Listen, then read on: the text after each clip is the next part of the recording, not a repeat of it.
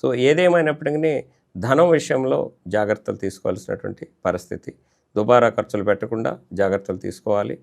అవకాశం ఉన్నంత వరకు వీరికి శని 12 తప్పితే ఇక్కడ గురుడు చతుర్థంలో ఉన్నాడు, తృతీయంలో ఉన్నాడు, తర్వాత చతుర్థానికి మారతాడు. కాబట్టి ఈ యొక్క గురుబలం కూడా తక్కువగా ఉన్నటువంటి పరిస్థితి కనిపిస్తుంది. ఇక్కడ ముఖ్యంగా ప్రథమార్థంలో అంటే కొంచెం ఇబ్బందికరమైనటువంటి పరిస్థితులు కనిపిస్తున్నాయి. ఈ ప్రథమార్థం అంటే ఇప్పుడు మనకి జూన్ నుంచి కూడా వీరికి ఇబ్బందికరమైనటువంటి పరిస్థితులు కనిపిస్తున్నాయి. జూన్ నుంచి గురుడి యొక్క సంచారం కర్కాటకంలోకి మారుతుంది. అప్పుడు కొంచెం ఇబ్బందికరమైన పరిస్థితులు. అవకాశం ఉన్నంత వరకు ప్రయాణాలను కూడా తగ్గించుకోవడం మంచిది. మానసికమైనటువంటి చికాకులు కలుగుతాయి.